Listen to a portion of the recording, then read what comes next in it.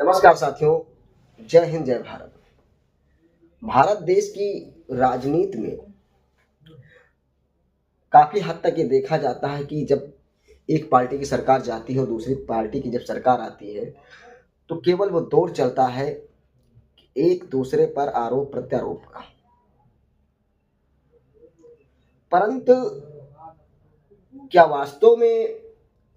जो देश की जनता के लिए बाबा साहब भीमराव अंबेडकर ने जो लक्ष्य बनाया था, जो उन्होंने सोच रखी थी, जिस को लेकर उन्होंने संविधान को रचा, और हर व्यक्ति का संविधान, अगर हर व्यक्ति मैं बात करूं तो हर व्यक्ति का बाबा साहब ने संविधान में उनको उनके जीवन को लिख डाला। संविधान के तहत हर व्यक्ति को एक अधिकार दिए गए, जिसको पा करके हमारे देश की जनता के हर व्यक्ति के पास वो अधिकार है कि वो अपने इस भारत देश, इस लोकतांत्रिक देश में कुछ ना कुछ उसके पास अधिकार जो हैं वो बाबा साहब की देन है। आज भारत की राजनीति में देखा जा रहा है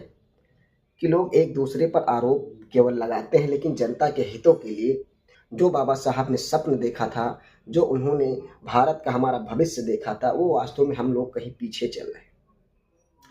उनके बनाए हुए संविधान को हम पूरी तरह से लागू नहीं होने दे पा रहे।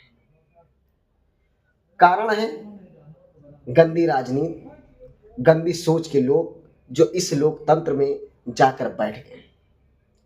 उनकी इस गंदी सोच और गंदी राजनीति की बदौलत हमारे देश की जनता का जो विकास होना चाहिए था, जो हमारा देश विकसित होना चाहिए था, आज हम विकासशील भी पूरी तरीके से नहीं बन पा रहे। आज बाबा साहब के नेतृत्व को उठाने के लिए जब हमारे देश में कोई नेता उठी, वो बहन कुमारी मायावती जी।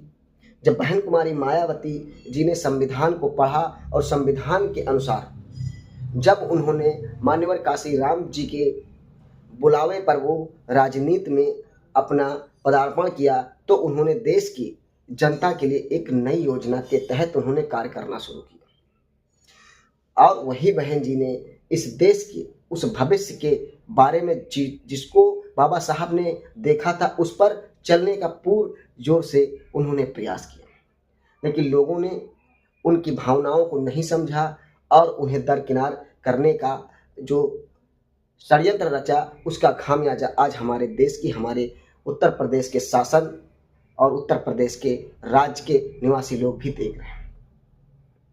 आज वहीं पर मैं बता दूं, बहन कुमारी मायावती ने देश की जनता के लिए और देश के युवाओं के लिए और देश के किसानों के लिए जो कार्य कर दिया, वो आज तक कोई पार्टी नहीं कर सकती।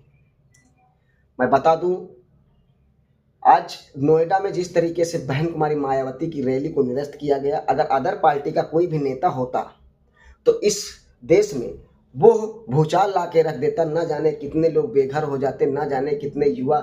जेलों को चले जाते, ना जाने कितने युवाओं के भविष्य खतरे में हो जाता। लेकिन बहन कुमारी मायावती ने ऐसा कुछ ना करने को, अपने जो उनके कार्यकर्ता थे उनको ऐसा ना करने पर रोक लगाया और शांतिपूर्वक उस जो उस समय कार्यक्रम था उसको बंद कर दिया।